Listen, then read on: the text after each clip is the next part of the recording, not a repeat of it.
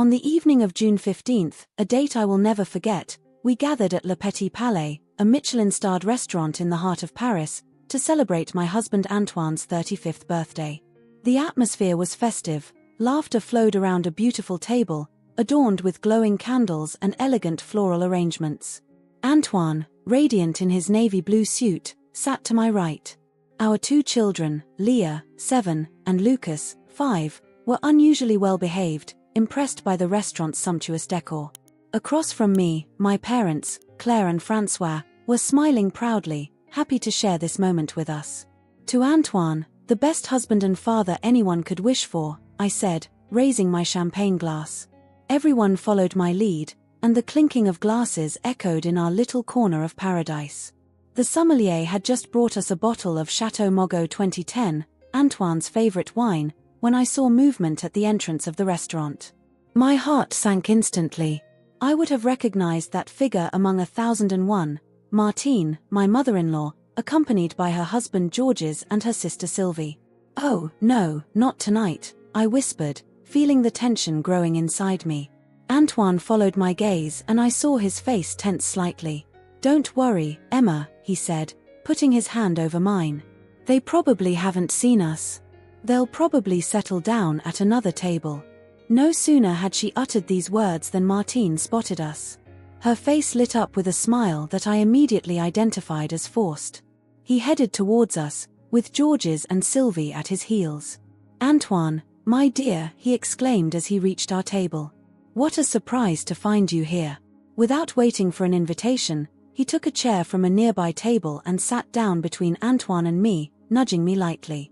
Georges and Sylvie did the same and positioned themselves at either end of the table, forcing my parents to squeeze in. "Mom," Antoine said, clearly uncomfortable, "today is my birthday. We're all family." "But we are your family, honey," replied Martine in a honeyed tone. "And what better way to celebrate than all together?" I exchanged glances with my parents, who seemed as bewildered as I was by the intrusion. Leah and Lucas, noticing the tension, became nervous. "Madam," interjected the maître d' who had approached, "I'm afraid we don't have room to spare at this table. May I suggest another table for you and your companions?" "Nonsense," replied Martine in French and then in English. "We are family. We'll make it work." The maître d' looked at me questioningly. I hesitated for a moment, torn between the desire to preserve our evening and the fear of making a scene. Finally, I nodded with resignation. "All right," I said quietly. "We'll figure something out." The maître d' bowed and withdrew, not without a last sympathetic glance in my direction. The cheerful atmosphere had completely dissipated. My parents were talking quietly, clearly uncomfortable. Antoine was trying to make polite conversation with his mother, but I could see the tension in his shoulders. As for me, I was concentrating on Leah and Lucas, trying to distract them so they wouldn't feel too much of the prevailing unease. "Emma," said Sylvie from across the table, "how's your new job going? Antoine told us you had found work in catering." I felt Martine's penetrating gaze settle on me. "Yes," I answered cautiously. "I've been working in a restaurant for a few months now." "Ah, as a waitress?" Martine asked with a condescending smile. "No, I started, but Antoine cut me off." "Mom, please. This is not the time to talk about this." "But really, Antoine," Martine insisted, "I'm simply interested in your wife's career. After all, it's important for her to be able to contribute to the household, isn't it?" I gritted my teeth, feeling anger growing inside me. Antoine put his hand on my arm, silently pleading with me to remain calm. Just then the waiter arrived with our starters, which was a pleasant distraction. For a few minutes there was silence at the table, interrupted only by the clatter of silverware. But the peace was short-lived. As I took a bite of my foie gras, Martine spoke again. "You know, Antoine," she said, looking sideways at me, "I've always thought that a woman should know how to run her household. That's the basis of a happy home, isn't it?" I felt my face flush. Antoine opened his mouth to protest, but his mother continued. "I remember when you were little, I always had a hot meal on the table when your father came home from work. That's how you keep a husband happy." "Mom," Antoine said firmly, "times have changed. Emma and I share the housework. And we're very happy that way. Martine let out a condescending chuckle. Oh, my dear, you are so indulgent. But a real woman should know how to take care of her family without needing help. I put down the silverware, feeling I could no longer contain myself.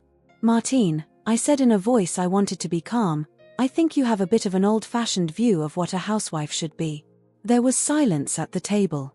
Everyone was looking at me. I took a deep breath and continued. Antonio and I are equal partners in our marriage. We both work, we both take care of the children and the house. And I can assure you that our home is very happy. Martine looked at me with wide eyes, clearly surprised that I dared to confront her. Then her face hardened. How dare you speak to me in that tone, he hissed. You don't know anything about a real marriage. You're just a... That's enough, cut Antoine off loudly. Mom, I love you, but I'm not going to let you insult my wife. If you can't be respectful, I will ask you to leave. There was a great silence at the table. The other customers in the restaurant were looking at us curiously. I felt Antoine's hand squeeze mine under the table, and that gesture comforted me. Martine looked like she was about to explode. Her face was red with anger and I could tell she was struggling to contain herself. Finally, he stood up abruptly, knocking the chair to the floor. Very well, he said in a voice trembling with anger. If this is how you treat your mother, Antoine, we'll leave. But don't forget who raised you, who gave you everything. She gestured for Georges and Sylvie to get up. As they were about to leave, Martine turned to me one last time, her eyes shining. As for you, she snapped at me, you don't deserve my son. You are nothing but a... But before I could finish the sentence, the maître d' appeared at our side, with a grave countenance. Madam, he said in a firm voice, I'm going to have to ask you to leave the establishment. You are disturbing our other customers. Martine stared at him open-mouthed and gave us one last furious look before turning on her heels and leaving, followed by Georges and Sylvie. There was a great silence at the table. Conversations around us slowly resumed, but the festive atmosphere had definitely disappeared. I'm sorry, Antoine murmured as he shook my hand. I didn't think it would end up like this. I tried to smile, but I felt tears welling up in my eyes.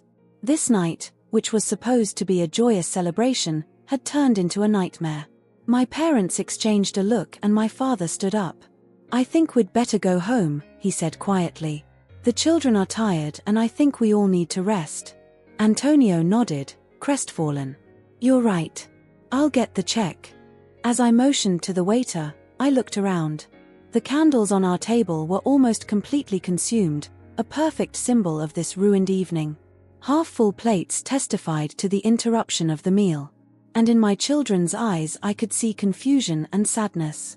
As I left the restaurant, I caught the attention of the maître d'. He gave me a sympathetic smile, as if to apologize for what had happened. I nodded my head in thanks. Once outside in the cool Parisian night air, I took a deep breath. Antoine put his arm around my shoulders and pulled me close. I promise you, he whispered in my ear, we'll fix tonight. And I'll talk to my mother. This can't go on. I nodded, too emotionally drained to respond. As we walked to the car, I couldn't stop thinking about what had just happened and what it meant for our family. I knew that this was just the beginning of a long and difficult confrontation with my mother-in-law. As we left the restaurant Le Petit Palais, the tension was palpable. The car ride to our apartment in the 15th arrondissement was marked by a heavy silence, interrupted only by occasional whispers from Leah and Lucas in the back seat. Antoine, hands clasped on the steering wheel, stared absently at the road. When we got home, we put the children to bed, promising them that everything would be fine. But deep down I knew that promise was fragile. After gently closing the door to his room, I made my way to the living room, where Antoine was waiting for me, sitting on the couch with his head in his hands. I'm sorry, Emma, he whispered when I sat down next to him. I didn't think my mother would go this far. I put my hand on his shoulder, trying to find the right words. It's not your fault, Antoine. But we have to do something. This can't go on like this. He nodded his head, looking dejected. You're right. I'll talk to him tomorrow. That night I had trouble falling asleep. I tossed and turned in bed, replaying over and over again the events of the night. Martine's words kept echoing in my ears, hurting me even in the silence of the night. The next morning, I woke up with a new determination. I had decided that I wasn't going to let Martine put me down anymore. It was time to set the record straight once and for all. Antoine had already left for work, but he had left me a note on the kitchen table. "I'll talk to Mom today. I love you." These simple words gave me the strength I needed to face the day. After dropping the kids off at school, I went to the restaurant where I worked. It was a Michelin-starred establishment in the 7th arrondissement, famous for its innovative cuisine. I held an important position there, but few people knew about it, not even my in-laws. The morning passed normally, between preparing the menus and supervising the kitchen. Around noon, just as service was in full swing, I received a call from Antoine. "Emma," his voice was strained, "my mother insists on seeing us tonight. She says she wants to apologize for last night." I took a deep breath. "Okay," I replied after a moment's thought. "Tell him to come home around 7 in the evening. I'll take care of dinner." "Are you sure?" asked Antoine, surprised. "I can tell you it's not a good time." "No," I insisted, "we need to settle this once and for all." After hanging up, I felt a mixture of apprehension and determination. I knew it was going to be a difficult afternoon, but I couldn't let it stay that way. The rest of the day went by like a haze. I left the restaurant earlier than usual, determined to prepare a perfect dinner for tonight. On the way home, I stopped at the best bakery in the neighborhood for a fresh baguette, and then at the cheese store to select an assortment of fine cheeses. Once home, I started preparing dinner. I decided to make coq au vin, a classic dish that I had mastered to perfection. While the chicken simmered in the red wine and herbs, I prepared some dauphinoise potatoes and a green salad with a homemade vinaigrette. Antoine arrived home around 6:30 p.m., looking nervous. "Smells good," he commented as he entered the kitchen. "Are you sure you want to do this?" I nodded, trying to sound more sure than I really was. "Yes, we have to do this. Don't worry, everything will be fine." At exactly 7 o'clock in the evening, the doorbell rang. Antoine went to open the door and I heard Martine's voice in the hallway. My heart started to beat faster, but I took a deep breath to calm down. "Good evening, Emma," Martine said as she entered the kitchen. She looked uncomfortable, which was unusual for her. "She smells wonderful." "Good evening, Martine," I replied politely. "Dinner will be ready soon. Would you care for an aperitif in the meantime?" He agreed and we sat down in the living room. There was an awkward silence, interrupted only by the clinking of ice cubes in our glasses. Finally, Martine took the floor. I wanted to apologize for last night," she said, her eyes drooping over her glass. "I shouldn't have reacted like that." I nodded, waiting for the next part. But nothing came. No sincere apology, no acknowledgement of wrongdoing. Only a semblance of regret, probably motivated more by Antoine's reprimand than by any real conscience. "Martine," I said quietly, "I appreciate the apology. But I think we really need to talk about what happened yesterday, and what has been going on for years." She looked up, surprised by my direct tone. Antoine, sitting next to her, looked at us in turn, clearly uncomfortable. "I don't understand," Martine said, feigning innocence. "What do you mean?" I took a deep breath. It was the moment of truth. "Martine, ever since I married Antoine, you have not stopped belittling me, criticizing me. You constantly question my abilities as a wife and mother. And last night you went too far." Martine opened her mouth to protest, but I cut her off with a gesture. "Please let me finish. I understand that you love your son and want the best for him. But I love him too and do what I can for our family. Your constant criticism only creates unnecessary tension." Martine's face hardened. "I'm just telling the truth," she replied. "A woman has to know how to take care of her home and family. And you, with your job in a restaurant, you are neglecting your duties." I felt anger welling up inside me, but I tried to remain calm. "My job is important to me, Martine. And it doesn't stop me from taking care of my family. Antoine and I are partners, we share the chores." "Partners," scoffed Martine. "A man shouldn't have to do housework. That's a woman's role." At that moment Antoine intervened. "Mom, that's enough," he said firmly. "Emma is right. Your constant criticism is hurtful and unfair. We are happy the way we are, and if you can't accept that, then—" He didn't finish the sentence, but the message was clear. Martine stared at him, mute, as if she did not recognize her son. There was a great silence in the room. I got up, pretending to go check on dinner. In the kitchen, I took a few minutes to calm down. Tears welled up in my eyes, but I held them back. I didn't want to give Martine the satisfaction of seeing me cry. When I returned to the living room, Martine was on her feet and looked furious. "I see I'm not welcome here," she said in a voice trembling with anger. "That girl has turned you against me, Antoine. She has taken you away from your family." "No, Mom," Antoine replied in a firm voice. "It is you who is driving us away with your behavior." Martine shook her head. Then, without another word, she headed for the front door. Before leaving, he looked back one last time. "You'll regret it, Antoine," she said. "That girl doesn't even know how to cook a simple meal. How is she going to take care of you and the children?" Then, fixing her gaze on me, she said loudly, "That bitch can't even cook rice. She doesn't deserve to be my son's wife and she's not part of the family." His words echoed through the floor like thunder. I saw Antoine turn pale, shocked by the violence of his mother's words. As for me, I stood still, unable to react to such malice. That's when the door to the children's room opened. Leah and Lucas appeared, wide-eyed with fear.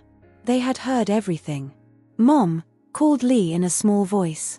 "Why is Grandma yelling at you?" This innocent question brought me back to reality. I took a deep breath and turned to my children, trying to remain calm despite the storm raging inside me.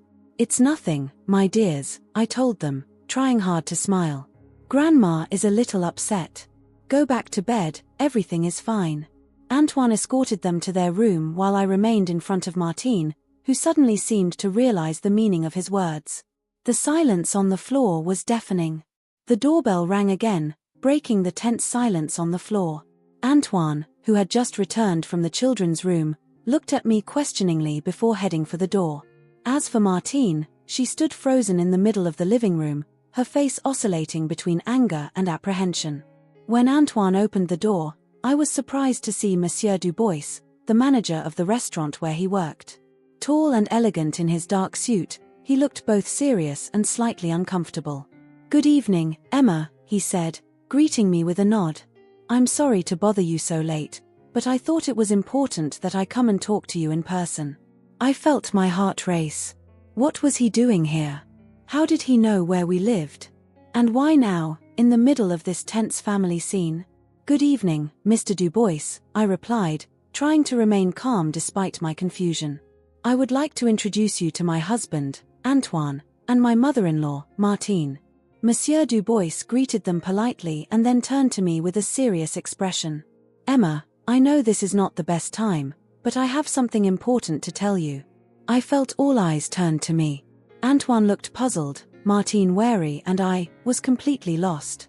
"Maybe we should talk about this in private," I suggested, glancing nervously at Martine. But Monsieur Dubois shook his head. "No, I think it's important that your family hears this as well." He took a deep breath before continuing. "Emma, the board of directors has made a decision today. We want to appoint you executive chef of the restaurant." A stunned silence fell over the room. I was speechless, unable to formulate a coherent response. "Chief executive? Is he referring to me? I don't understand," I finally stammered. "Why me? And why tell me now, in my own home?" Monsieur Dubois smiled. "Emma, you are one of the most promising talents I've seen in this profession in years. Your creativity, your rigor, your ability to lead a team. You have all the qualities needed for this position." He paused, glancing at Antoine and Martine before continuing. "As for why I came here tonight, well, I overheard your conversation with your mother-in-law at the restaurant last night. I realized that maybe your family doesn't know your true abilities and your position in our establishment." I felt Martine's gaze bore into me. Her face had gone from anger to confusion to a kind of shocked disbelief. "What is the meaning of this?" she asked in a trembling voice. "Emma, Are you a chef at a Michelin-starred restaurant? I took a deep breath. It was the moment of truth. I'm not an executive chef yet, I said quietly, but yes, I've been working for 2 years as a sous chef in one of the best restaurants in Paris. Antoine came up to me, wide-eyed. Emma, why didn't you tell me? I looked down, suddenly embarrassed. I wanted to surprise you. I wanted to prove that I could succeed on my own, without using your contacts or your name. Besides, I was afraid of how your family would react. Monsieur Dubois intervened again. Madam, he said addressing Martine, your daughter-in-law is one of the pillars of our restaurant.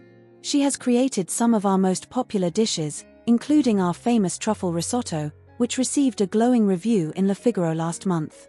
Martine seemed to collapse in on herself. All her anger seemed to have evaporated, replaced by a kind of incredulous stupor.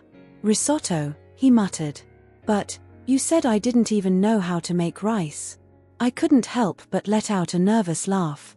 Martine, arroz is simply the Spanish word for rice.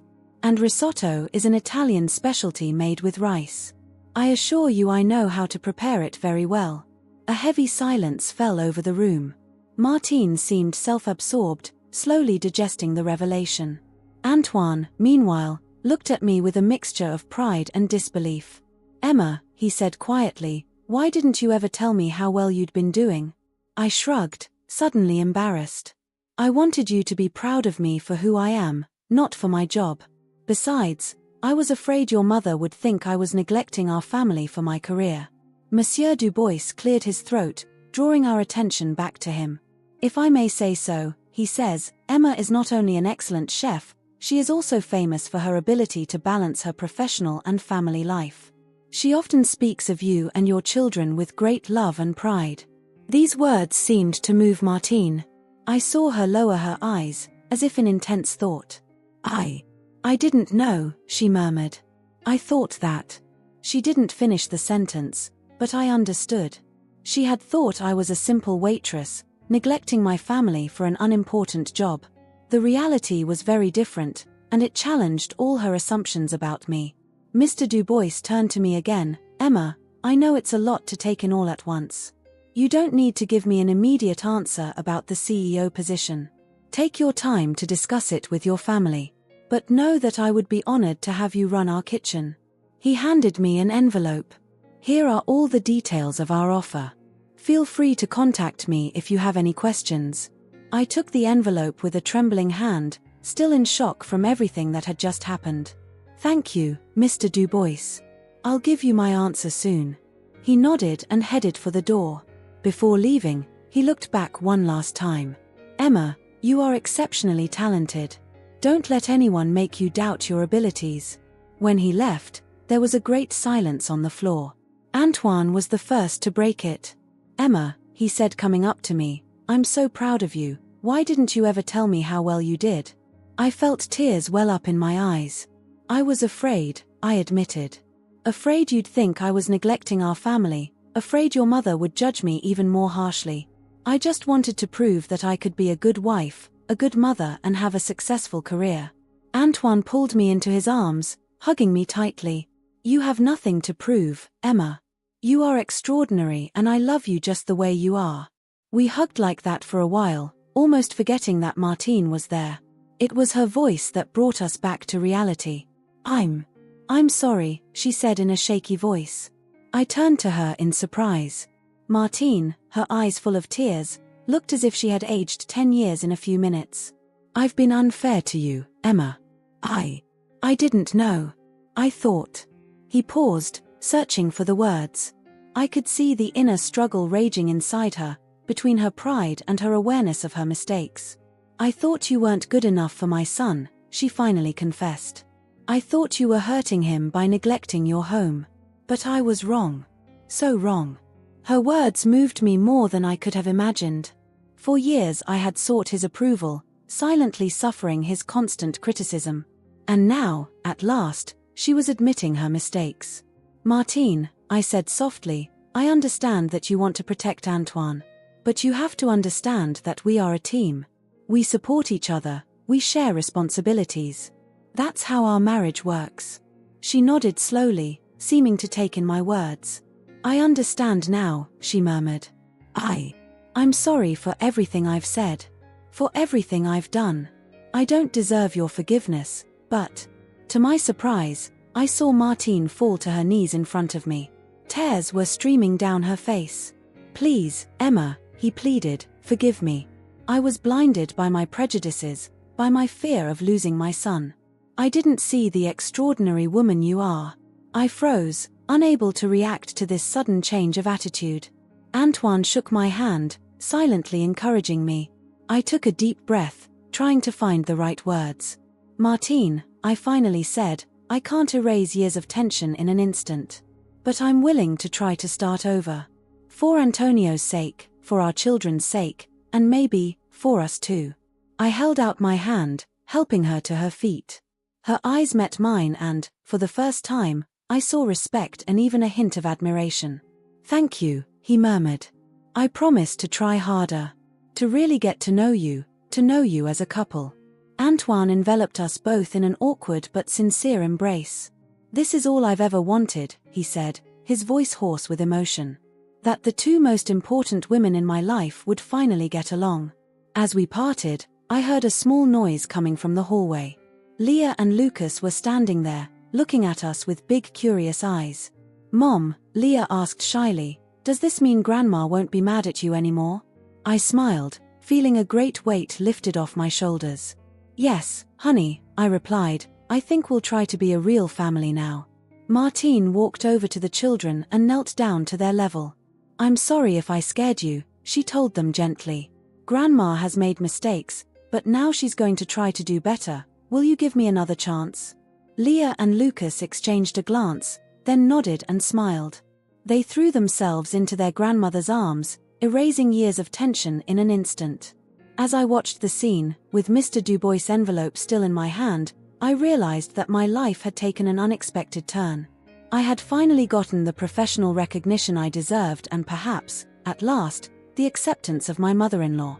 I knew the road would not be easy. There would still be challenges to overcome, habits to change. But for the first time in a long time, I had hope for the future. A future where I could be proud of who I was, both in my professional and personal life. The days that followed that eventful night were a whirlwind of emotions and changes. The revelation of my true professional position had not only transformed my relationship with Martine, but had also opened up new perspectives for my career.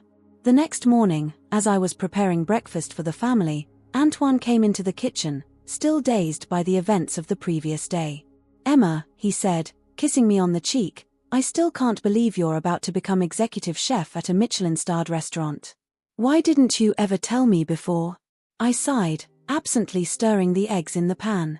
I wanted to surprise you when I'd really made it to the top. Besides, with all the tension with your mother, I was afraid it would make things worse. Antonio shook his head, a smile on his face. You're amazing, you know that. You've done this all by yourself, with no help from anyone. I'm so proud of you. His words warmed my heart, but I couldn't help but feel a pang of guilt. I should have trusted you and told you everything from the beginning. I'm sorry. He pulled me into his arms, hugging me tightly. Don't apologize. I understand why you did it. The important thing is that now we can celebrate your success together. When we parted, Leah and Lucas came into the kitchen, still in their pajamas and disheveled. Mom, Leah asked, rubbing her eyes, is it true you're a great chef now? I smiled, kneeling down to be at her level. I've been boss for a while, honey. But now they may give me an even bigger job. Great, exclaimed Lucas. Does that mean we're going to eat really yummy things all the time now? We burst out laughing, the light and cheerful atmosphere contrasting with the tension of the previous day. Later that day, I went to the restaurant to discuss Mr. Dubois' offer. Upon entering the establishment, I was greeted by curious and excited looks from my colleagues. The news of my possible promotion had already spread. Emma, exclaimed Sophie, one of the waitresses, when she saw me. Is it true? Are you going to be our new CEO? I smiled, a little embarrassed by so much attention. There's nothing official yet, I replied. I have to talk it over with Mr. Dubois first. As I made my way to Mr. Dubois' office, I bumped into Pierre, the current boss.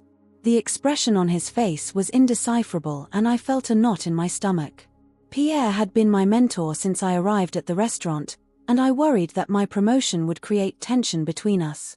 "Emma," he said, stopping me, "I wanted to see you before your meeting with Dubois."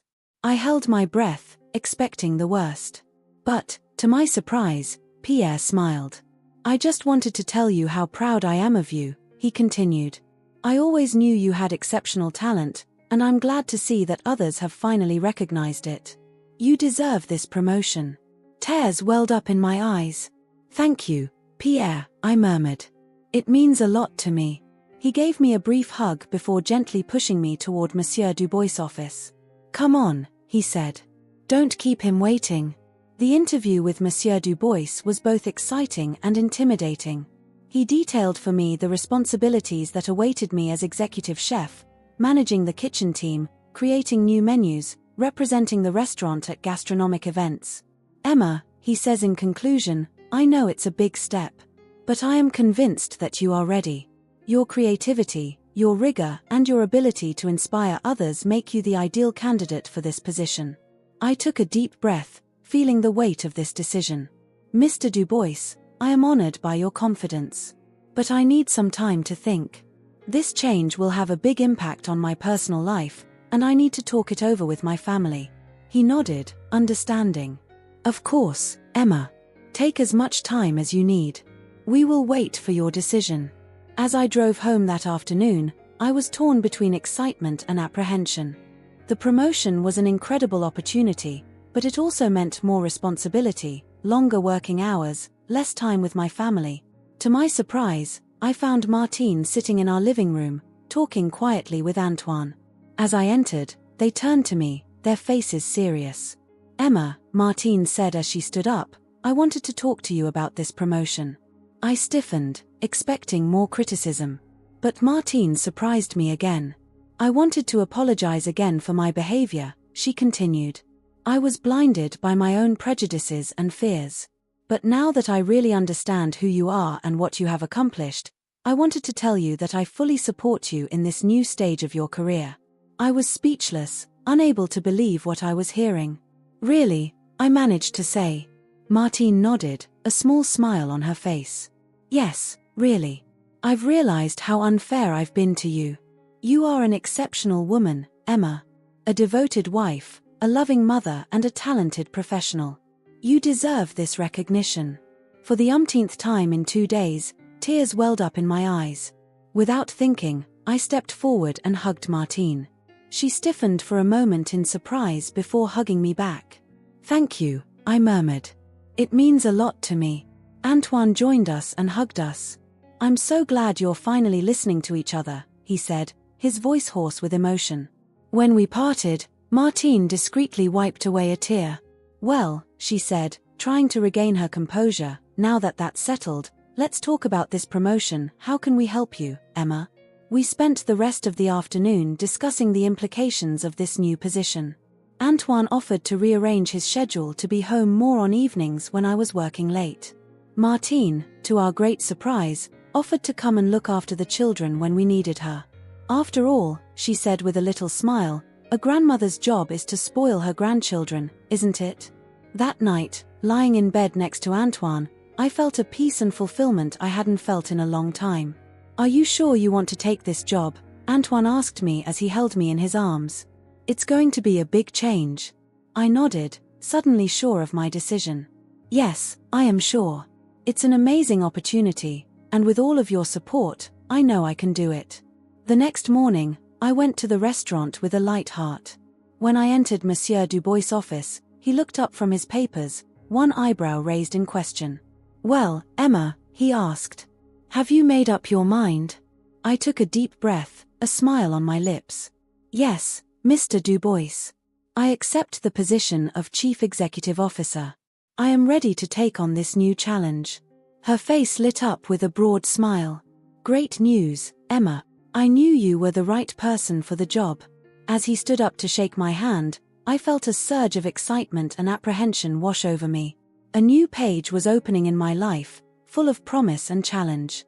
As I left the office, I was greeted with applause by the entire restaurant team. Pierre approached me with a big smile and handed me my new chef's jacket, with my name embroidered in gold letters, Emma, Executive Chef. As I put it on, I realized how much my life had changed in just a few days. Not only had I reached the pinnacle of my career, but I had also gained the respect and support of my in-laws. It had not been easy, but every difficulty, every obstacle, had made me stronger. And now, surrounded by my family, my colleagues, and those who believed in me, I was ready to write the next chapter of my story. The weeks following my appointment as executive director were a whirlwind of activity and excitement. Each day brought with it new challenges and rewards, both professional and personal. One evening, returning from a long day at the restaurant, I found Martine in the kitchen, preparing dinner with Antoine and the children. This scene, so banal for many, was for me the symbol of a profound change in our family dynamic. "Emma," exclaimed Leah when she saw me enter. "Grandma is teaching us how to make pancakes." I smile, touched by this image of complicity between my mother-in-law and my children. "That's wonderful, honey. I hope you saved some for me." Martine turned to me, a warm smile on her lips. "Of course, Emma. Come on, sit down. You must be exhausted after your day." I sat at the table, gazing in wonder at the familiar scene I had so longed for. Antoine came over and gave me a kiss on the forehead. "How was your day, sweetheart?" he asked as he poured me a cup of tea. I sighed, feeling the tiredness of the day weighing on my shoulders. "Intense, but rewarding. We finished the new fall menu today. And you'll never guess who came to dinner tonight." All eyes turned to me, curious. Le Figaro's food critic, I announced with a mixture of pride and apprehension. There was a stunned silence in the kitchen, quickly broken by enthusiastic exclamations from my family. "It's fantastic," Emma, exclaimed Antoine. "Oh la la, my dear," added Martine, "it's an amazing opportunity for the restaurant." I nodded, still a little surprised. "Yes, that's true. But it's also a lot of pressure. Your review can make or break the restaurant's reputation." Martine came over to me and put a comforting hand on my shoulder. "Emma, I've tasted your cooking. I know you have talent. This reviewer can't fail to be impressed." Her words touched me deeply. Just a few months ago, Martine doubted my ability to prepare a simple meal. And now she expressed total confidence in my culinary skills. The atmosphere at dinner was warm and relaxed. Martine's crepes were delicious and the children kept praising their grandmother's culinary talent. As we were clearing the table, Martine approached me. "Emma," she said quietly, "I wanted to tell you something." I turned to her, intrigued by her serious tone. "I'm so proud of you," she continued, her eyes sparkling with excitement. "Not only for your professional success, but for the way you handle everything. You are an amazing mother, a devoted wife and now a renowned chef. You have proven me wrong in every way." I felt tears well up in my eyes. "Martine," I whispered, "it means so much to me to hear you say that." She hugged me, an awkward but sincere hug. "I'm sorry I've been so hard on you all these years. I hope someday you can forgive me." "I've already forgiven you," I replied, returning her hug. "What matters is the present and the future we are building together." The following days were filled with anticipation as we waited for the Figaro review to be published. Every morning I ran to the paper with my heart pounding. Finally, a week after the critic's visit, the article appeared. My hands trembled as I unfolded it. "A culinary revelation," I read aloud, my voice trembling with excitement. "The new executive chef, Emma Dubois, brings a breath of fresh air and innovation to traditional French cuisine. Her fall menu is a true gustatory journey, combining classic flavors and modern techniques with impressive mastery." Antoine hugged me, beaming with pride. "That's amazing, Emma. You so deserve it." At that moment the phone rang. It was Monsieur Dubois, the owner of the restaurant. "Emma," he exclaimed as soon as I picked up the phone. "Did you read the review? It's unbelievable. We are already getting a lot of reservations. We're going to have to expand the room." I burst out laughing, overcome with emotion. "That's wonderful, Mr. Dubois.